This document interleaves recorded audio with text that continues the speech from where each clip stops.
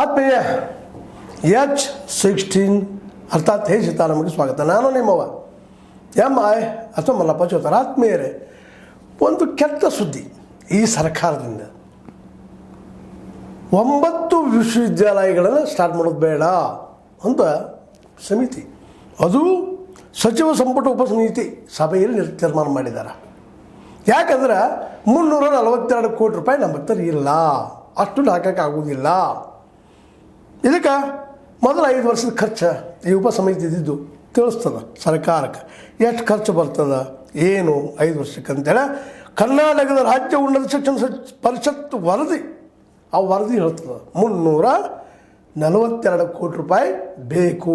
ಅದಕ್ಕೆ ನಮ್ಮ DK ಶಿವಕುಮಾರ್ ಅಧ್ಯಕ್ಷತೆಯ ಈ ಉಪಸಮಿತಿ ಇದ್ದಿದ್ದು 9 10ರಾಗ 9 ತೆಗೆದು ಬಿಡ್ರಿ, 9 ಇರಲಿ.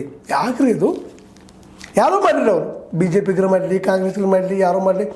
ವಿಶ್ವವಿದ್ಯಾಲಯಗಳನ್ನು ಸ್ಥಾಪಿಸೋದು ಇದು ನಿಜವಾಗಿಯೂ ದೇಶದ ಸಂಪತ್ತಿದು, ಈ ರಾಜ್ಯದ ಸಂಪತ್ತು. ಒಬ್ಬ ವ್ಯಕ್ತಿಯನ್ನು ತಯಾರು ಮಾಡೋದು, ಸಮಾಜದಲ್ಲಿ ಒಂದು ಸಮಾಜದಲ್ಲಿ ಕಟ್ಟುವಂಥ ಕೆಲಸ ಶಿಕ್ಷಣದ ಆಗಬೇಕಾಗಿದೆ. ಅದು ದುರಂತ 9 ವಿಷಯದಲ್ಲಿ ಬಂದು ನಿಲ್ಕೊಂಡಿದ್ದಾರೆ ಈ ಮಹಾಶಯರು. ನಾವು ಎಷ್ಟು ಕೊಡ್ತೇವೆ ಜನ ಎಲ್ಲ ಟ್ಯಾಕ್ಸ್? ಸ್ವತಃ ನಿಮ್ಮ ಸಿದ್ದರಾಮಯ್ಯರಾವ್ ಹೇಳುವಂಗ 4.5 ಲಕ್ಷ ಕೋಟಿ ರೂಪಾಯಿಗಳನ್ನು ಕೊಡ್ತೀವಿ ನಾವು ಟ್ಯಾಕ್ಸ್. ಅದನ್ನು ರೋಡ್ ಡೆವಲಪ್ಮೆಂಟು, ಆ ಡೆವಲಪ್ಮೆಂಟು, ಈ ಡೆವಲಪ್ಮೆಂಟು ಖರ್ಚು ತೋರಿಸಿ ಹಾಕಿ ಗುಳುಮ್ ಮಾಡಿಬಿಡ್ತೀರಿ. ಸೆಂಟ್ರಲ್ ಗೌರ್ಮೆಂಟ್ದವ್ರು ನೀವು ಕೊಡ್ಕೊಂಡು ನೀವು ಯಾವ್ದಾರು ಆರೋಪ ಮಾಡೋದು, ಅವ್ರು ನಿಮ್ಮ ಮೇಲೆ ಆರೋಪ ಮಾಡೋದು. ಈ ಮೆಟ್ರೋಸ್ನಾಗ ಮಾಡ್ತಾಯಿದ್ರಿ ನಾವು. ಅವ್ರು ಸೂರ್ಯ ಯಾರು ಅವರು MP ಸೂರ್ಯ ತಿಂತವರು ಆರೋಪ ಮಾಡ್ತಾಯಿದ್ದಾರೆ. ಇಲ್ಲ ಕೇಂದ್ರ ಸರ್ಕಾರ ತಪ್ಪಿಲ್ಲದ್ರೊಳಗೆ ಅಂತ. ಅಂದರೆ ಇದರ ಅರ್ಥ ಒಬ್ಬರ ಮೇಲೆ ಆರೋಪ ಪ್ರಚಾರ ಮಾಡ್ತಾ ಹೋಗುವಂಥವ್ರು ನೀವೆಲ್ಲ.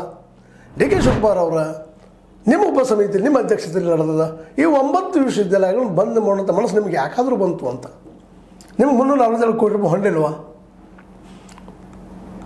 ನಿಮ್ಮ ಆಸ್ತಿಗೆ ಸಲ ನೆನಪಿಸ್ಕೊಳ್ರಿ ಎಷ್ಟು ಅದಾವಂತೇಳಿ. ಯಾವುದೂ ಇರಲಿ,